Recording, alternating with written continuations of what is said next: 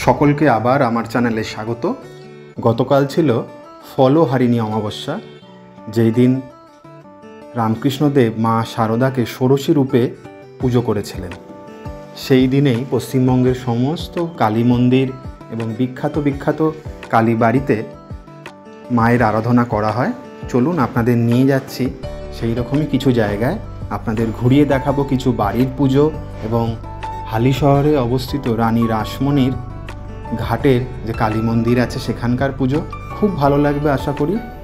আর সকলকে আবার জানাবো, যদি আমার চ্যানেলে প্রথম হয়ে থাকেন অবশ্যই সাবস্ক্রাইব করবেন, ভিডিওটি শেষ অবধি দেখবেন। আপনাদের মূল্যবান কমেন্টস আমায় সমৃদ্ধ করবে।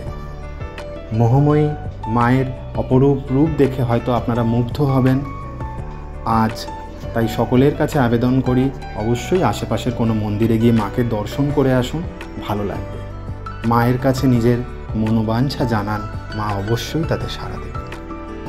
চলুন ঘুরে দেখি এই সকল কালী মন্দির।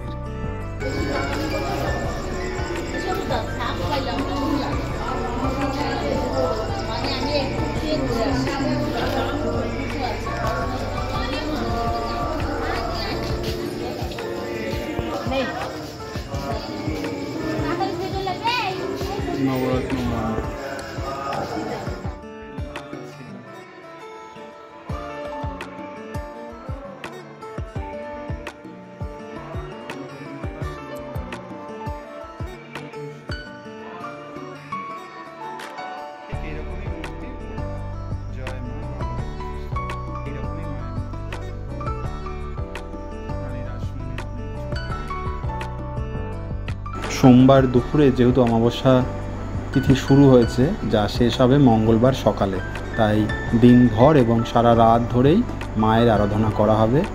তাই আপনারাও ঘুরে নিন এই সমস্ত কালী মন্দিরে, ভালো লাগবে।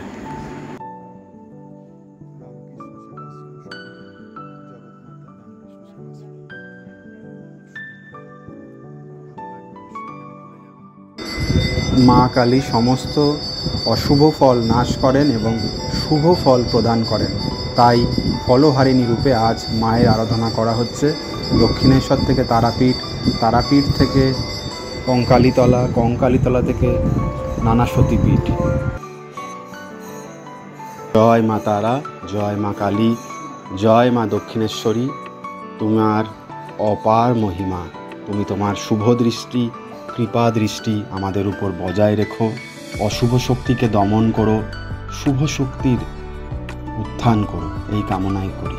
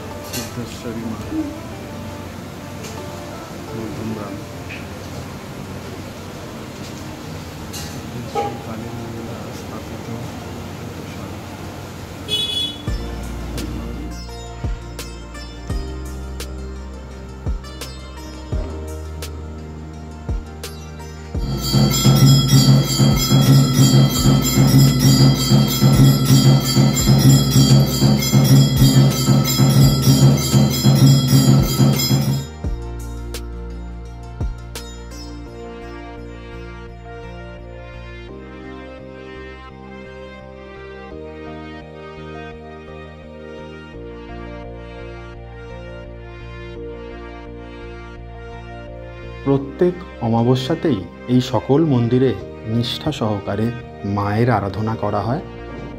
তখন অবশ্যই মাকে দর্শন করে যাবেন। আজ যেহেতু ফলহারিণী অমাবস্যা, অর্থাৎ মরশুমি ফল দিয়ে মাকে পুজো করা হয়। দেখতেই পাচ্ছেন তারাপীঠে করা হয়ে রয়েছে, দক্ষিণেশ্বরে করা হয়েছে, কালীঘাটে করা হয়েছে। সেই রকমই আশেপাশের প্রত্যেকটি কালী মন্দিরেই এই পুজোর আয়োজন করা হয়। আসুন ঘুরে দেখি, ভালো লাগবে। জীবে প্রেম করে যেই জন, সেই জন সেবিছে ঈশ্বর। জীব সেবাই শিব সেবার সমান, ঠাকুর বলে গেছিলেন। তাই মানুষে মানুষে ভেদাভেদ করবেন না, একে অপরের পাশে দাঁড়ান। মানুষ তার মনুষ্যত্ব ফিরে পাক, মানব ধর্মের হোক জয়, এই কামনাই করি। আজকের মতন এখানেই বিদায় নিলাম।